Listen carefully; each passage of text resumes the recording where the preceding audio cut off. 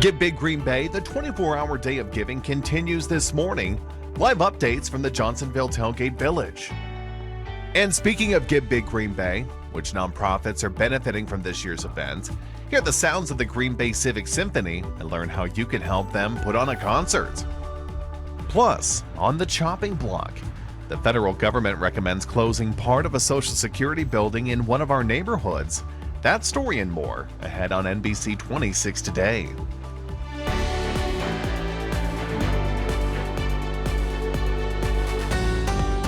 With just hours to go before the end of Give Big Green Bay, donations have already passed $2 million. Good morning and thank you so much for joining us. I'm NBC26 Today's McLeod Hageman at the Johnsonville Tailgate Village where Give Big Green Bay will be wrapping up today at noon.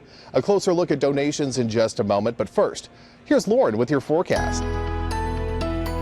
Good morning and happy Thursday. I'm meteorologist Lauren Larson, and an exciting day today. Not only is it Give Big Green Bay, and you still have 5 hours, or I think a little bit more than that, 5.5 until the end of that, but I'm excited because we are not seeing any weather alerts this morning. A nice gray map showing you there's no cold weather advisory, no extreme cold warning, and it is a mild start to our morning. It is still a little bit chilly out there, but we're waking up 15 to even 20 degrees warmer than it was 6:30 a.m.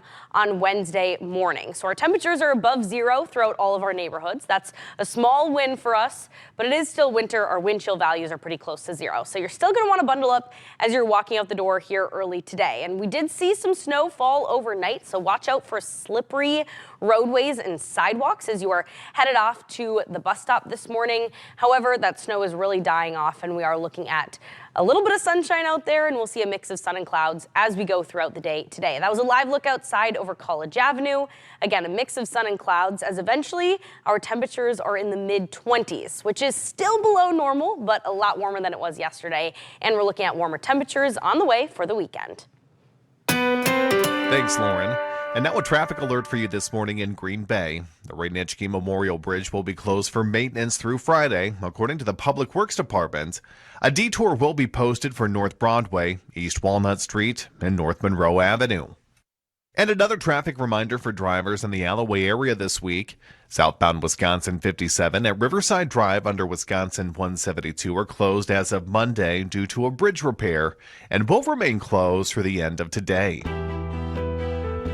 Give Big Green Bay wraps up today at noon, and the Green Bay Civic Symphony is one of the 50 nonprofits benefiting from this day-long fundraiser. Perry Postalacos shares their story. This year, the Green Bay Civic Symphony will get the community's help putting on a concert of music we already know and love. Here's how Give Big Green Bay will help them break down barriers. Taylor Giorgio is the Green Bay Civic Symphony concertmaster and violinist. Each concert is unique and is challenging for the musicians, but also enjoyable for the audience. She says what makes being in the symphony so special is playing alongside people from all different walks of life. We have doctors and lawyers and professional musicians like myself. Giorgio, of course, loves playing music. But the true joy is in sharing it. Having a symphony that's right here in the heart of Green Bay with people that know people in the community. People are coming to see their friends play in the symphony, and it feels very connected and like the real heart of the community. It's very easy to fall into a trap where all of the arts that we consume are online, and certainly the availability of that is wonderful, but there's something really magical about live arts and live music. Something Civic Symphony President Dan Marbs knows all too well after getting the group through the pandemic. He says the Civic Symphony will use funds raised by the Give Big Green Bay Day of Giving to buy the rights to perform music by John Williams in concert. Williams composed scores for blockbuster films like Jaws, E.T., Star Wars, Harry Potter, Jurassic Park, and more. Part of our objective, especially after COVID, is finding ways to make what we do relevant and engaging to the community. So we try to balance playing serious music, very serious music, and music that people know. No matter what walk of life you come from, no matter what amount of exposure to classical music that you have, that we want to welcome you in. The Civic Symphony just celebrated their 30th anniversary. In Green Bay, Perry Apostolakos, NBC26. Thanks, Perry. And if you'd like to support nonprofits like the Green Bay Civic Symphony for Give Big Green Bay, just scan the QR code on your screen. The 24-hour day of giving ends today at noon, and we'll continue to track the fundraising progress live all morning right here on NBC26 Today. And more neighborhood news for you this morning. The Department of Government Efficiency might have its sights set on Green Bay to help the government save some money. Carl Winter explains. The Department of Government Efficiency could come knocking here in Titletown, as it says the federal government could save money if the Social Security Administration stops leasing this building on Green Bay's west side.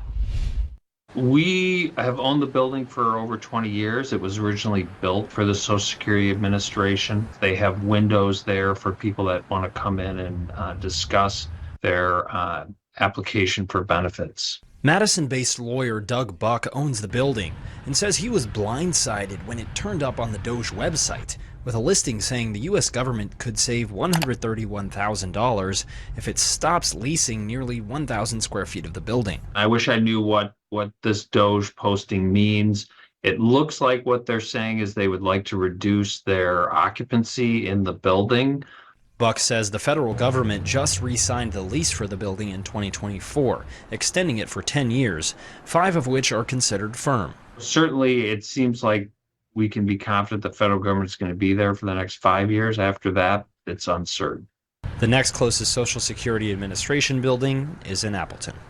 Buck says he has not heard from Doge or anyone in the federal government yet about potentially consolidating or terminating the lease. In Green Bay, Carl Winter, NBC26. And now to Madison, where the Wisconsin Assembly voted to pass a package of education bills.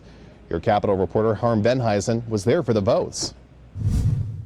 Bad decision made by Superintendent Underly to dumb down our standards really has to be called out, and it has to be fixed. Republicans say State Superintendent Jill Underly lowered the bar to make herself look better. Assembly Democrats argue the changes were backed by experts at DPI. These changes are based on the ongoing feedback of the very educators who are in the classrooms every day, guiding our children. I am a public school teacher, and the vote is no. The Republican-controlled Assembly passed all 6 of the proposals on Wednesday's agenda without any support from Democrats. One bill we've previously reported on would ban electronics in K-12 classrooms unless they're being used for school purposes or in case of emergency. The average high school kid spends 7 to 9 hours per day on the phone, which leaves them little time for schoolwork or socialization. Another would tie pay raises for administrators to pay raises for teachers and require that at least 70% of school spending goes towards classroom activities. The Assembly also passed requirements for schools to teach cursive writing and civics and to make their curriculum available for members of the public to review.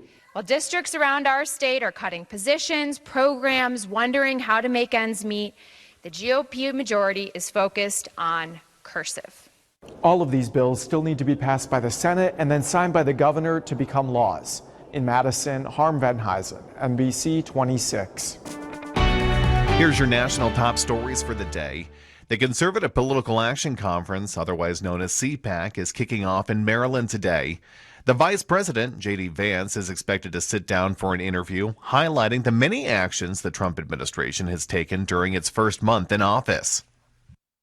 And earlier this week, tests confirmed that Pope Francis has developed pneumonia in both lungs. And now a recent update from the Vatican says he's doing well. The 88-year-old Pope had an upper lobe of his right lung removed as a young man and was reportedly in good spirits yesterday and grateful for the prayers for his recovery. And now some good news for the passengers of Monday's Toronto-bound plane crash. Delta says a total of 80 people were on board, and all of them that were hurt are expected to be okay. The airline has also announced that every passenger on the plane will be paid $30,000 each. Coming up next on NBC26 Today, connecting with a special guest from the Johnsonville Tailgate Village, sharing what kind of an impact your donations are having on Northeast Wisconsin. You're watching NBC26, part of the Scripps News Group. And we are coming to you live this morning from the Johnsonville Tailgate Village, where Give Big Green Bay is in its home stretch here at this point. It goes until noon for today. Looking at the numbers right now, $2,200,000 raised so far. And joining us live this morning is Kathy with the YWCA. Thank you so much for waking up with us this morning. Can you explain what kind of feeling it is to be part of Give Big? Just an amazing feeling to see our community come together and be so generous. Like the same thing, waking up and seeing almost 4,000 donors committing to those 50 nonprofits. It's just an amazing feeling to all unite together. Nonprofits need help more now than ever. Absolutely. YWCA does so much more than just what folks at home think it does. Can you explain a little bit more about your mission? Sure. Our funds that we get donated through Give Big Green Bay will help our Women's Empowerment Center. So helping women take the next right step, whether it's digital or financial literacy. It might be part of our career closet where they're re-entering the workforce, maybe in a transition where they might need some professional attire.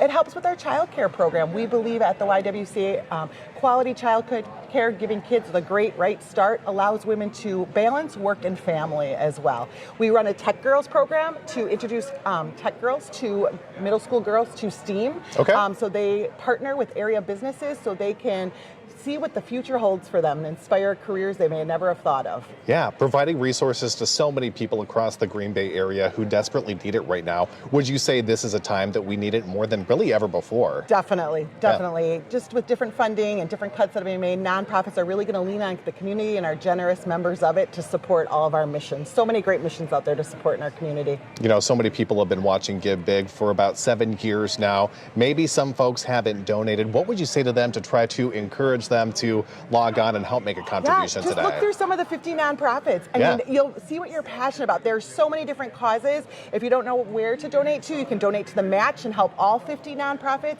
And just $10 can make a big difference. Yeah. And, you know, if you don't make a donation today, look into that organization for maybe down the road or even volunteering. Yeah. Just something that you're passionate about. Absolutely. You know, right now, Give Big Green Bay is going to be helping a lot of those nonprofits. And what kind of feeling is that for you to know that you're going to be getting that set aside amount of money and then able to focus really on your mission and help people across the area? That's got to be a good feeling. It's a great feeling. It just gives you that extra leg up so that we can really work on our mission work. And hopefully people who donate will continue to support us throughout the year, whether it's through volunteering, we do clothing donations to help with our career closet. Just stay connected with us throughout the year. Looking forward to it. All right, Kathy, thank you so much for your time. Thank you so much for you. Appreciate you waking up this morning. Looking at the latest numbers into our newsroom this morning, $2,266,913 raised so far. We do have 5 hours and 14 minutes, 40 seconds and counting here at this point to log on and help make a difference. Give Big Green Bay does go until noon today. You still have plenty of time to make that difference as well. We hope to break that $3 million goal here in the next few minutes. Stay tuned. And if you'd like to donate to a neighborhood nonprofit, just scan the QR code on your screen.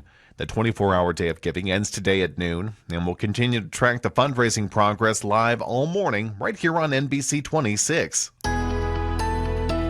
It's 6:45 this morning and not seeing a ton of snow shower activity. There was a little bit of snow that fell overnight, so watch out for slippery spots on the roadways, especially in Door County. And you can see that left almost no snow on the ground, no fresh snow. Of course, we still have snow out there. It is still winter here in Wisconsin. Looking at good road conditions, again, a couple slippery spots, but nothing too crazy as you're headed out the door. We are looking at plenty of warm temperatures as we go into next week. I'll show you that 7-day forecast after the break. Are you eager to get your snowmobile out? Your neighborhood trail conditions next on NBC26 Today. All right, for the